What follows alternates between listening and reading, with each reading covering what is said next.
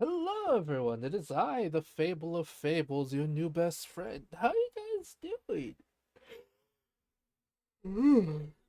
Sorry about that. I had to yawn right as I was doing my introduction too. I'm a little embarrassed about that. Hi, everyone. How are you guys doing? I'm recording even more. I'm recording even more stuff. It is spooky. It is officially the spooky season. I might not sound 100% here. I'm kind of dealing with some stuff emotionally and everything, and I just realized that I really need to make some changes. What kind of changes? I'm gonna be honest, I don't fucking know. I just know that I kind of may have to think about who I'm really friends with, cause I kind of feel like I'm going apart with some people I consider my friends, and it's probably for the best because we don't really do anything anymore, and it's just different stages of life. Anyway, that's not the point. That's not the point of this fucking video. Common wanted me to learn more about Tales from the Loop. Apparently, we're learning about we're reacting to the haunting beauty of Tales from the Loop, a quiet dystopia. I have no idea what this is, but it has body horror, so I thought, that's kind of one of my interests. I might as well, right? When I look at just one picture from Simon Stalenhag's Tales from the Loop, Also, I do apologize if the audio kind of is all over the place. My freaking the wire I use for my wireless headphones has broken, and I kind of need to well, what do you call it? I need to buy a new one, but I don't have any money, and I kind of really need to stop asking you guys for help because honestly, not many of you are actually interested in it, and I already asked for too much help. So yeah. Anyway, enough about my problems. Let's go. I feel like I've watched an entire film. Oh yeah. In a single haunting image, a novel's worth of narrative seems to play out just below the surface. If you've ever seen this art before, you've probably experienced this too, I've never even seen if you this art didn't before, know though. where it was from. Tales from the Loop and its sequel, Things from the Flood, are world-building projects set in an alternate version of Sweden in the 80s and Oh, 90s, in Sweden. which a gigantic particle accelerator buried beneath the fields and suburbs begins. I'm actually kind of surprised because sometimes certain stories like this are usually set like I like when stories are set in other places instead of just like the United States or Britain and stuff. So the fact that it's set in Sweden is kind of cool in my opinion. But sorry, let's go. Yep, sorry. I checking someone sent me a message with my mom. Anyway, enough about that. To alter reality in unpredictable ways. Yet the story is so much more than a summary can convey. There's a reason why Stalenhag's work has been adapted into an RPG, a Oh, board it game, has? and even a live-action TV show. Oh wait, It really? is a haunting, atmospheric That's kind of project that cool. swallows you whole. And the more scenes you observe, the more you can piece together the engrossing narrative below the surface. So, for this entry into the archive, I want to dive deep into the hidden.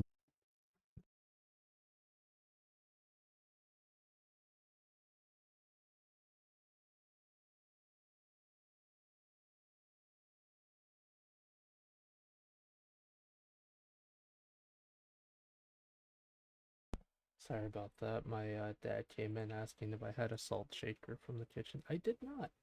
I love him, but no, I do not have the salt shaker from the kitchen. Anyway, back to the video. Lore of Tales from the Loop and investigate why the project has struck a chord with me and so many others. This video will explore the art Stalenhag has released online, but you can purchase the full art book using the links in the description. Ooh, Now, let's enter the world art of book. Simon Stalenhag and discover the mysteries of Tales from the Loop. The distorted timeline of Tales from the Loop begins with the loop itself, the largest particle accelerator in the world, built to be so powerful it can warp space-time. Oh my god, that's Constructed in the horrifying. 1960s, the loop's presence can be felt everywhere in the surrounding Swedish countryside, not just in daily vibrations and mysterious anomalies, but also in literal changes to the landscape. While the loop itself is underground, monolithic structures and heaps of scrap metal connected to the facility gradually overtake the region. By the 1980s, the period in which Tales from the Loop is set, the colossal cooling towers of the central reactor are almost always in view, with their green Jesus. lights casting an eerie glow into the foggy skies. That's horrifying, These scenes, though, like while legitimately. beautiful, also invoke a hard-to-place feeling of anxiety Those as are the looming beautiful? structures increasingly overshadow the seemingly oblivious townsfolk. Soon, various advancements begin to seep their way into everyday life. Magnetrine vehicles, crafts that can float thanks to a newly discovered levitating force, become increasingly commonplace in the world of the loop. In the coming decades, several thousand-ton freighters take to the skies, appearing in the far background of various scenes, their artificial lights like distant stars. The scale echoes the megalithic spaceships from films like Close Encounters of the Third Kind, with their vast landscapes of flickering light. Yet there's a sense of quiet, unmistakable dread mixed in with the nostalgia, as these ships cast a shadow over scenes of ordinary lives. Stalinhog seems to be telling us that reality around the facility is changing, Yeah, with the no facility's imperceptible influence leaking into all aspects of society. Yeah, no, I can kind of already see how this is a quiet dystopia, because it's kind of interesting that they're kind of having all these flying machines, all this crazy stuff, and everyone just seems to accept it. I don't know if they fully accept it, but they kind of just like, yeah, it is what it is. It's horrifying. And Magnetrine vehicles aren't the most revolutionary machines. Breakthroughs in artificial nervous systems allow for Artificial machines nervous that walk with systems? a balance typically only seen in natural organisms. Factories produce multi-legged machines for all purposes, from forestry to mining to warfare. Oh, God. The region surrounding the loop becomes a hub for unmanned units, with strange machines roaming the woods and backcountry. Like the towers and hover ships, these robots create a distinct feeling of wrongness, for lack of a better they word. look The wrong. land itself feels alien and unwelcoming, Mm-hmm. a place where the ordinary doesn't belong. While Tales from the Loop takes primary inspiration from 80s media, aesthetically the project also echoes the enigmatic 70s sci-fi film Stalker. Directed by Andrei Tarkovsky, Stalker tells the story of three men who venture across a mysterious restricted site known simply as the Zone. At the epicenter of the Zone, there exists a room that can supposedly grant a person's innermost desires. Oh, God. The film is dense, complex, and endlessly interpretable. But one could argue that above all, Stalker is a film about atmosphere. Yeah, Much no, like that's Tales actually a from the good Loop, video. the natural green landscapes of the Zone aren't what we typically associate with sci-fi scenery. Yet through wide shots and the subtle That's actually the interesting thing about like subtle not dysmorphia, sorry, that's a completely thing. Subtle like subtle stories like this is, yeah, you don't expect, like, you don't honestly expect everything to be so hauntingly beautiful. That's the thing. It's, you imagine a world where everything has gone to hell to not look like this, but the fact that it does is the problem. We think of apocalypses and bad things as everything's gone, but when you see beauty like this, it makes you question. It's just like, wait, no, that's not right. That's not normal. That doesn't make any sense, because we're conditioned to believe that this or that. Well, in reality, this is kind of what it looks like, which is horrifying. presence Or of maybe I'm just talking industrial out of my debris. butt. The countryside of the Zone feels menacing and distorted, but in a Right. way that is difficult to rationalize. While conceptually Tales from the Loop and Stalker diverge in various ways, this concept of familiar landscapes rendered unfamiliar through quiet abnormalities is something central to both works. But all the technology we've seen so far in Tales from the Loop is just the beginning. As the decade wears on, whispers begin to circulate that the facility is attempting to create machines able to feel and reason. Oh, that's not Some good. of these prototypes even manage to escape, while Oh, others are no. disposed of unceremoniously. Oh no. Androids are machines designed to look particularly human, That's and many worse. find themselves rusting in forgotten corners of the land. Just one of many strange objects the loop's operations leave behind. That's really bad. And there are rumors of stranger occurrences. Prehistoric monsters begin to appear in the woods, Oh, the no. result of eddies swirling in space-time. Eddies? In the wake of cosmic energies, a bridge is created, allowing creatures from the distant past to wander into the present. In one image, a group of theropods roam the countryside near an empty road, while arching structures loom in the background. The feeling of out-of-placeness that these paintings evoke is heightened, as their subjects are out of time as well. Right. These dinosaurs have wonderfully retro design sensibilities, mirroring what you might see in the original Jurassic Park films or on old-school dinosaur posters. In another scene, a group of hadrosaurids roam through the snow Ooh, near the they're rusting pretty. shells of abandoned magnetrine vehicles, confused by this strange new land. While Understandable. an exciting image, there's also a sense in pieces like these that the loop is changing things forever, that these upsets to the natural order might be too great to be made right again.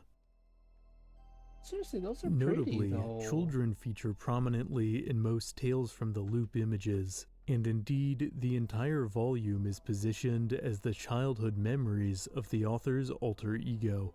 A childhood near the facility means these children are exposed to many things beyond their comprehension, Oh, that's which not they good. treat as miraculous. They don't understand how irrevocably the world around them is changing. How could they? I think on some level, Tales from the Loop is a story about the cultural memory of the 80s, in which the sci-fi imagery from that decade assumes literal, physical form. In this regard, it shares a lot of DNA with another 80s-inspired film, Panos Cosmatos's Beyond the Black Rainbow. Released that in sounds 2010 interesting. but set in 1938, the film focuses on a secluded research facility called the Arborea Institute, which houses all sorts of surreal and unethical experiments. Oh, Over the course no. of the film, the protagonist, a girl with latent psychic abilities imprisoned within the lower levels, slowly becomes more and more aware of the horrors the facility really contains. The psychedelic narrative moves at a deliberately slow, hypnotic pace, with much of the plot coming purely from visual storytelling. The retro imagery feels born from the same primordial soup as Tales from the Loop, with most scenes awash with diffused neon light. Yet while Beyond the Black Rainbow is ultimately a story about the loss of innocence and the destruction of childhood, in Tales from the Loop, the children never wake up to the terrors of the facility. Oh, Through the jeez, lens of that's childhood, horrible. the miracles of the Loop are just that. Miracles. Oh, It's only dude. us, the audience, who are aware of how dysfunctional things really are. Oh, As a no. result, as unnerving as the art book can get, it never veers into a full-on nightmare. Probably because the real nightmares show up in Things from the Flood. Oh, Jesus, what is that? Released 2 years after Tales from the Loop, Things from the Flood is a follow-up art book that takes place in the 1990s after the Loop is supposedly decommissioned, but the strange occurrences continue. In Things from the Flood, the children are now teenagers, anguished over the disillusionment that comes with growing up. If the first volume is like a little too dream, the realistic. second is like waking up, and finding the world is much less simple than you realized. Yeah, poor kids. Things from the Flood begins with disaster. The titular flood comes without warning, a leak from the innards of the decommissioned Loop that floods basements, buries cars, and leaves towns surrounding the facility half drowned. The immediate effect following the flood is displacement, with the government moving families whose homes were destroyed into more urban areas further away from the decommissioned Loop. Here, Stalinhog brings to life a landscape of exceedingly bleak and impersonal office buildings, which have a disquieting, liminal quality. Some of these urban landscapes feature colossal vertical cities, surreal towers consisting of numerous conjoined buildings, the product of a public housing program from decades earlier. One noteworthy element that lurks at the edges of these sequences are nameless mascots, whose overly cheerful and commercialized nature contrasts bitterly with the gloomy and dour landscapes. Their exaggerated smiles reflect the prevailing ethos around the loop that everything is fine, although their expressions seem strained and unsettling in such a grim world. Decaying mascots that continue to smile despite the ruin creeping in around them are a motif present in Stalinhog's art in general, and I think strike a chord with a lot of people. There's something fundamentally mesmerizing about these images, which give the impression of a quiet dystopia. Yeah, no, they give a lot. And it's not just mascots that help create this. Yeah, no, they give a really hardcore description of a quiet dystopia. It's horrifying. This atmosphere. Painted flowers adorn the sides of concrete blocks, an apparent attempt to make up for what the material world is lacking.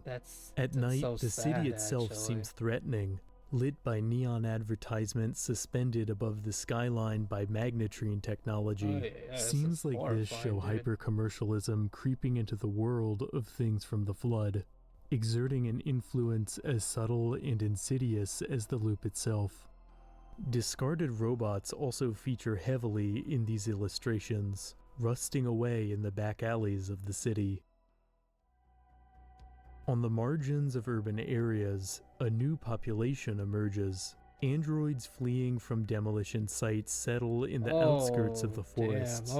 These displaced machines are called vagabonds, and are more advanced than the prototypes of the previous decade, showing an interest in colorful clothing and complex patterns.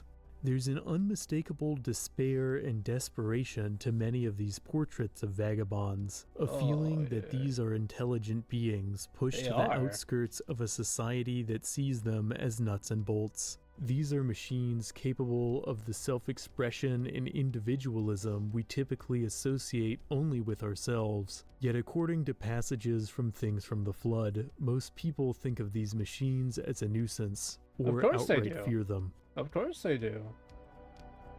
In truth, their fears should be directed elsewhere. A sickness overtakes some of the larger machines, a kind of infection that causes them to roam around like queasy animals. Bizarre, organic-looking growths begin to form on their limbs and joints. Soon, the hell? The government is working around the bizarre growths on machinery? Biomechanics? Wait, no. Is this like a weird combination between biology and machinery? Damn, okay. We're getting somewhere. Clock, trying to contain these nightmarish rogue machines. The official explanation is that the neural grease that allows their artificial nervous systems to function has mutated, resulting in grim-looking but ultimately harmless growths. But if one reads between the margins, another story emerges. Something from the flood has leaked into the groundwater, which react to inorganic material in disturbing ways. For it's not just large machines that the sickness is affecting. In a striking series of images, we can see how smaller objects made of plastic and metal mutate into semi-organic forms. In some pieces, it seems like something is growing inside the empty husks and spilling out through the cracks, whereas in others, it seems like the objects themselves are melting away into a living mass. There's a real terror to some of these images, but also something morbidly engrossing.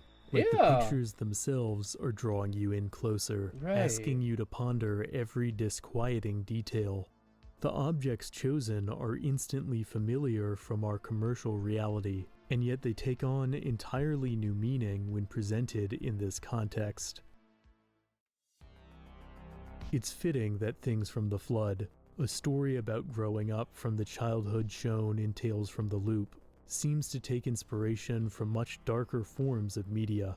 Aesthetically, this section seems to pay homage to the bodily terror of another 80s sci-fi film, David Cronenberg's Videodrome. Cronenberg Not a is an work for the interesting faint of person. heart, the disturbing cult classic follows the CEO of a television station who stumbles upon a broadcast signal showing various criminal acts and begins to lose touch with reality as the world around him seems to become disfigured. As is the case in Stalinhog's work, everyday objects begin to writhe like living organisms, Oh god, with the that's inorganic horrifying, and sanitized taking on the properties of the organic and visceral.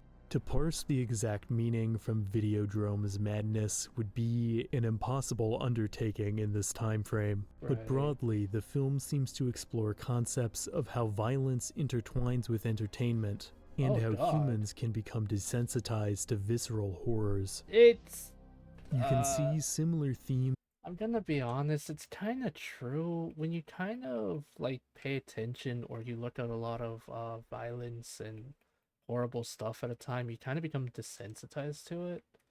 I know a couple people that when Live Leak was still around, people would actually watch all those poor souls lose their lives and stuff, and they kind of became numb to it. And it's just like, I gotta tell you how to live your life, but I don't know, maybe question why you're interested in this kind of thing. You know what I mean? I don't know. But yeah, I know a couple dudes who are interested in that kind of crap, and I don't know if they became desensitized to that, but yeah, it's kind of fucked. Of desensitization at play in Things from the Flood, as the public fails to question the source of the mutations, or even be appropriately horrified by them. They've seen it all before.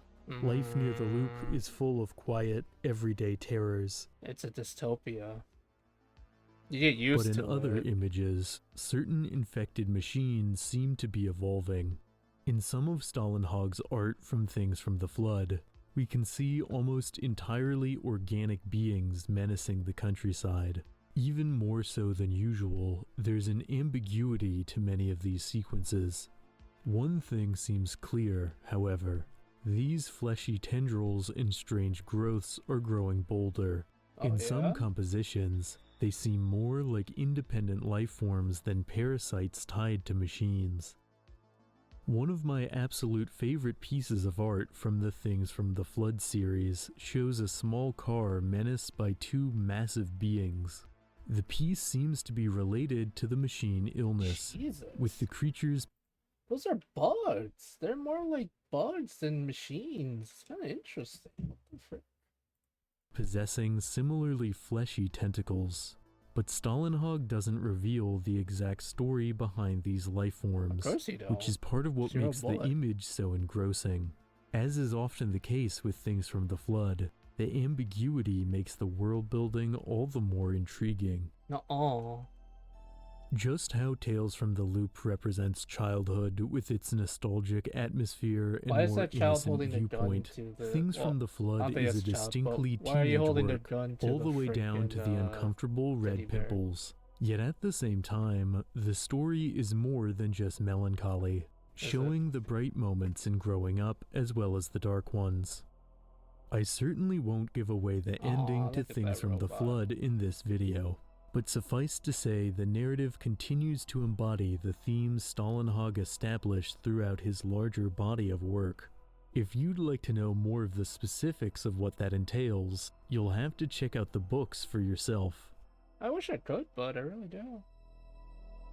Tales from the Loop and Things from the Flood are both haunting and hopeful. They tell small, ordinary stories in the margins of massive, world-shaking events, with solitary images. Question though, to those of you who ever read Tales of the Loop or know more about the books, is it like an anthology in the sense that it follows, like it tells different stories from multiple points of view, or is it just, or something? Could someone actually answer that question for me? It'd be so kind. In minimal text, Simon Stalinhog conjures a world that feels like looking into the future and the past at the same time. And if you find this world as interesting as I do, you can purchase both art books using the links below to I get wish the I full had money, story. brother. I really do. And Tales from the Loop and Things from the Flood aren't the only incredible world-building project Stalinhog has created. The Electric State is a richly detailed and melancholy exploration of a post-apocalyptic United States. And The Labyrinth is a darker and more claustrophobic work of cosmic horror. I've got links Oh, to those in the description as well. I need to check this out. I want And to as look about always, thanks for body horror. watching. If you enjoyed this entry, please lend your support by liking, subscribing, and hitting the notification icon to stay up to date on all things curious. See you in the next video.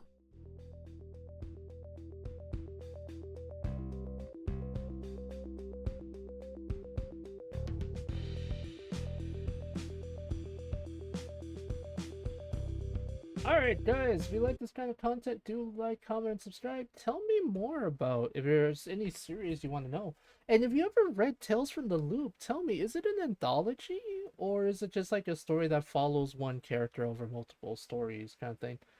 Um, I'd say, hey, if you guys wanna support me, I'll leave a link to my Ko-Fi, but to be honest, at this point I kinda gave up on that. So yeah, you do you. Okay, love you, bye. I'm gonna look at the invisible horror of the labyrinth. That sounds